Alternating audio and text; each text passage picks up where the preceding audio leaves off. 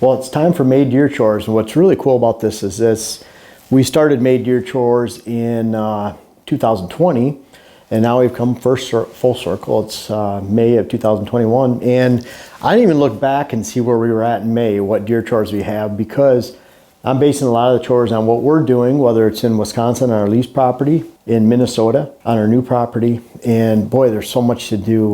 We have the option, and we might even be picking up some more land in Minnesota, whether it's new property, old property, maintaining property you've had for years. There's so much to do, and it never stops. And this is what we do every month so that we can keep track, and we're on pace for having a great deer hunt and creating a great deer herd and being prepared fully for the upcoming season. The first one I call May, the official month for Waterholes. Whitetail Waterhole month is May, and there's a couple reasons for that. Either we're installing new ones. I love installing new Waterholes in May because you get the benefit of spring rain still. It's a long time before the deer season begins, and we have seen an aversion to waterholes, especially waterholes that are above ground. We've been using tank waterholes since the early 2000s, so a very long time, and we've gone through the waterholes that are too small, not putting them in the ground fully, and have deer be aware of them. We have areas where we've had a trail camera on, we watch from stand, and deer will have an aversion to a waterhole that's a foot above the ground, 2 feet above the ground, and we've seen that consistently, seen that on client properties too. If you're in one of the Fantasyland states where you don't have a lot of hunters, Kansas, 25,000 bow hunters, Iowa, 65,000 bow hunters, then deer become accustomed to a lot of human activities, human sights, sounds in some cases, and you can get away with a lot more when the hunting pressure decreases drastically. So some of those areas, putting a stock tank on the ground, not a big idea, or a bad idea. But when you get into the bulk of the whitetail states where most of you hunt and the highest percentage of hunters are, then of course you have to be very careful how you approach your water holes. We like to bury them below ground level, and there's an added benefit of that for keeping the water cool within the tank and not expose it to the beating sun up above the soil. But at the same time, then you can collect water with rains, whether it's into a slight hillside or it's below ground level. You can saucer it out, and the rainwater will collect into that water hole. I like tanks because you don't have that drying and cracking mud around the tank that allows the midge from EHD to propagate into the late summer when it's still warm. We haven't had a lot of rain,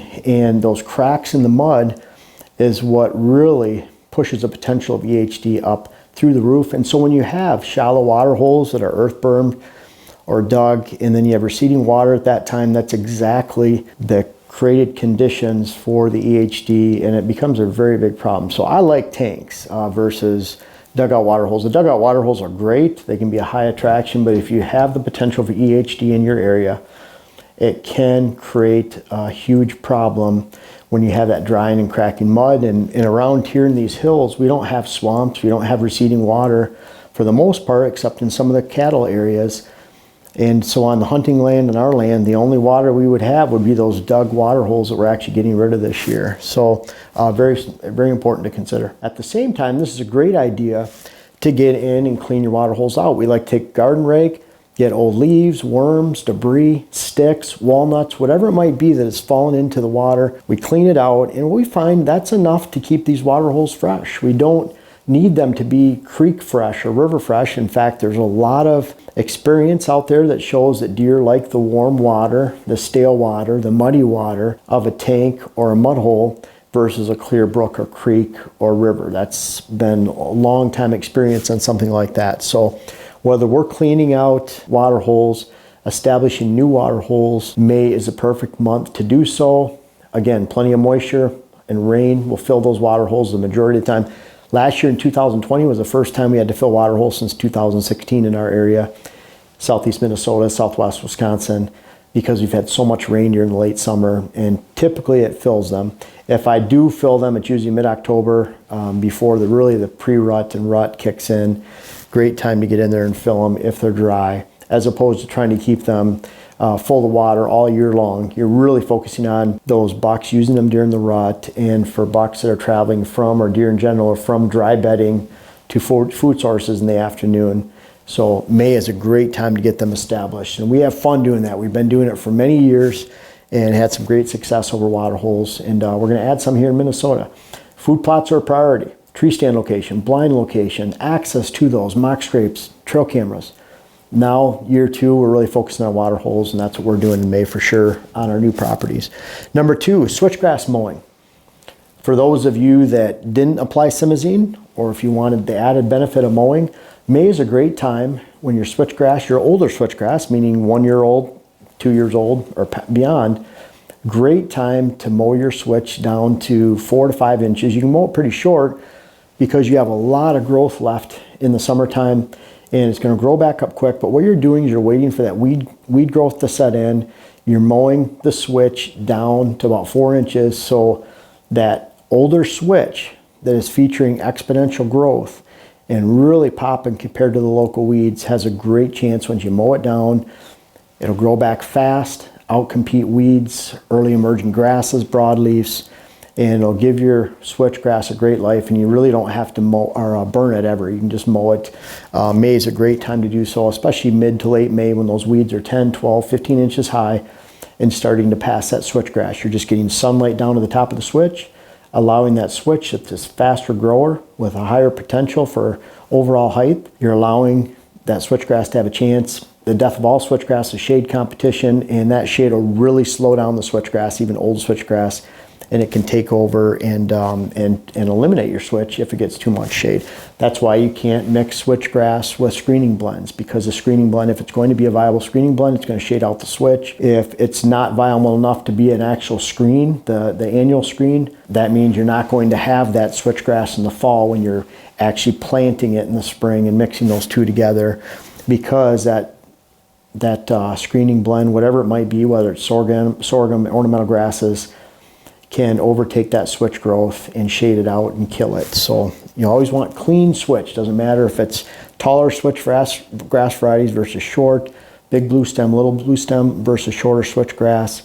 Doesn't matter if it's another grass or a weed. You have to get that competition eliminated, and mowing in May is a great start for that. Number 3, first no-till spraying for food plots. This is a great time where I start my no-till, where you have 3 sprayings and then a late season planting. You can look that up on YouTube, but we talk about that consistently. Where in early May, you get that first spraying, mid-June, you get the second, end of July, you get the third, and at the end of July is when you're putting your small seeds like brassica, maybe brassica and clover combinations, chicory, and then you'll have open soil at that time, enough open soil, and then you're planting your cereal grains more towards Labor Day in most areas to mid-September, and more southerly locations, end of September.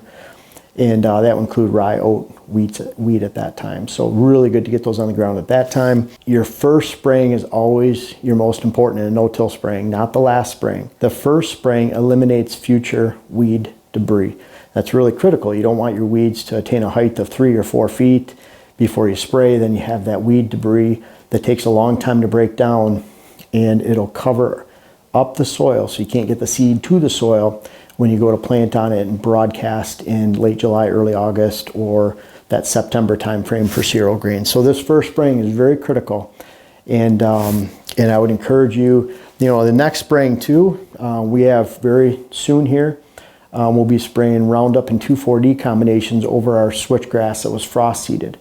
So a lot of states, people were worried that the soil temperatures had gotten to a point where switchgrass would germinate and start to grow, and you can't spray Roundup or 2,4-D on it at that stage. The 2,4-D will even kill it when it's young or germinating.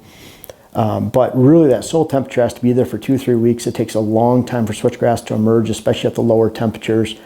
And right now in April, we're getting to that point where it's getting cold again. We're getting a lot of nighttime lows in the 30s. And boy, our switchgrass is still a month and a half away from germinating. And especially if you look at the long range forecast. So great time to spray those 2,4-D and Roundup combinations right now on frost seeded switchgrass areas, new switchgrass. Old switchgrass, please do not do that, because that switchgrass is starting to emerge in a lot of areas with spring green up. Switchgrass that's a year or 2 old, and if you spray that Roundup and 2,4-D on it, you're going to kill it at this stage. So number 4, bedding area cleanup. There's a lot of you that actually created hinge cuts, knocking down timber. We did a combination of both with the type of habitat we have. Not all areas is it appropriate to hinge cut trees. In fact, probably only 20%, but in most areas, it's appropriate to cut timber in some way for bedding areas, whether you're reducing mature canopy dropping that to the ground, or you're taking hinge cuts, or you're mowing down aspen regeneration with a forestry cutter, whatever it might be, this is a great time to go in with a chainsaw or a handsaw and clean up those areas so deer can actually move through it. It's okay to do that after spring green up. You don't want to chainsaw after spring green up until about August, whether it's oak wilt concerns or just plain you want regeneration. You want that optimum regeneration because the energy is back in the roots of the tree.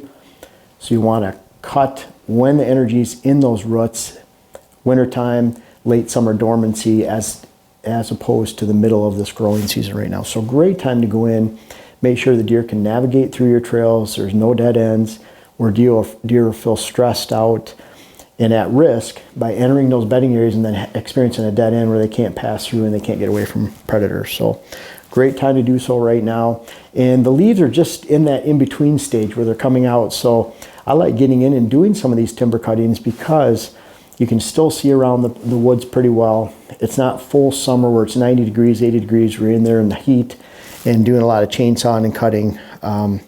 But your bedding area and the deer will be happy for it. I've been working on that in May. Now, one of the things we're doing right now is then April, we still have some frozen ground. We still have a lot of cold weather.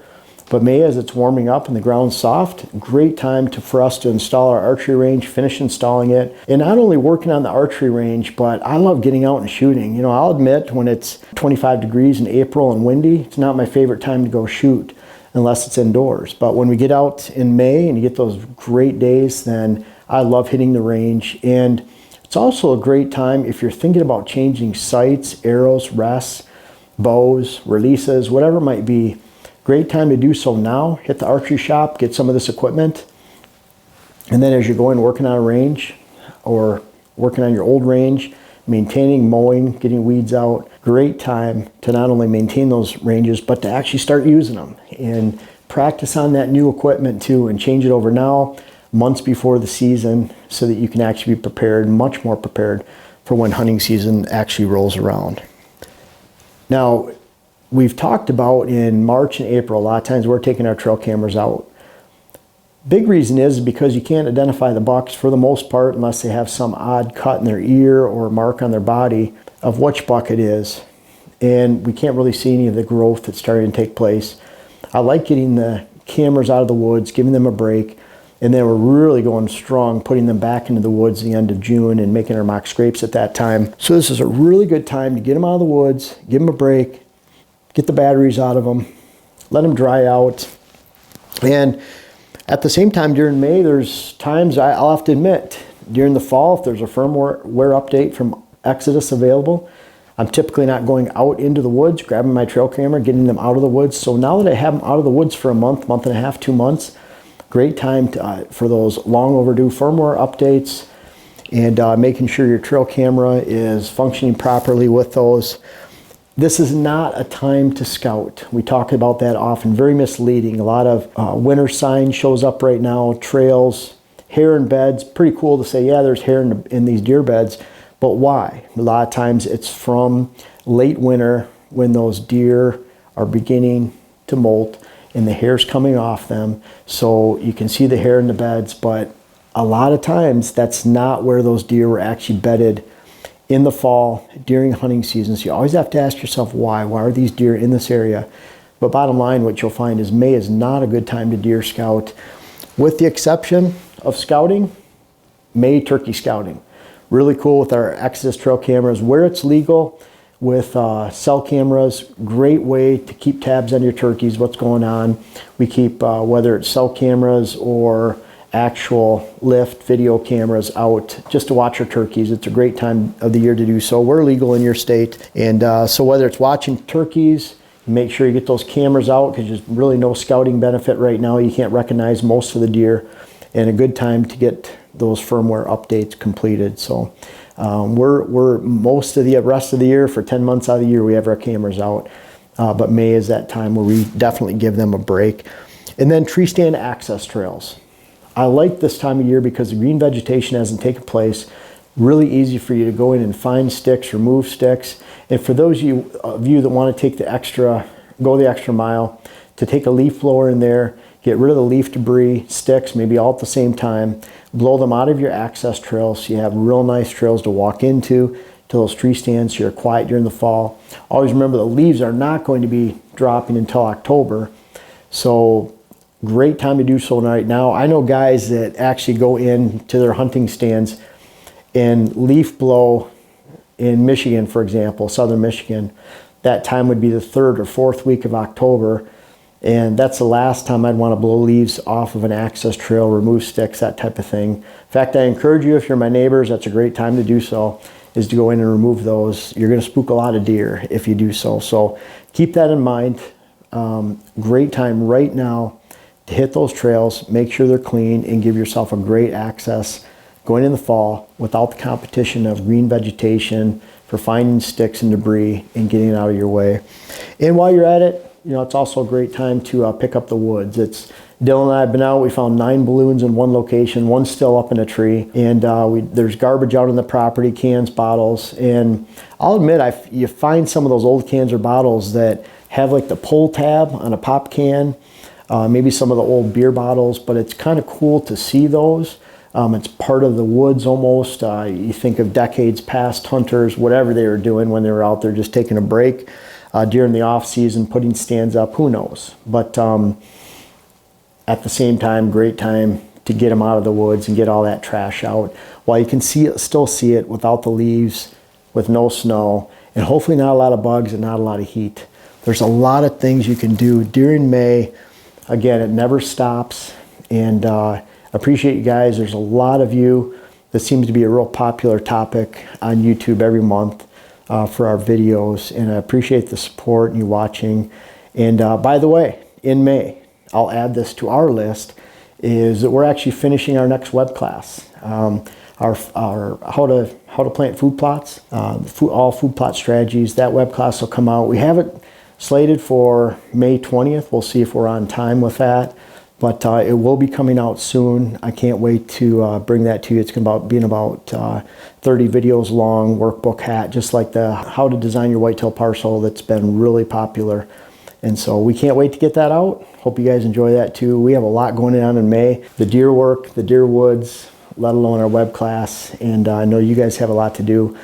And really it pays to chip away at this every month as opposed to waiting until September, a few weeks before the season to begin, especially when it comes to shooting your bow. Again, great time to get outside and begin that. We're working on our archery range again this year too.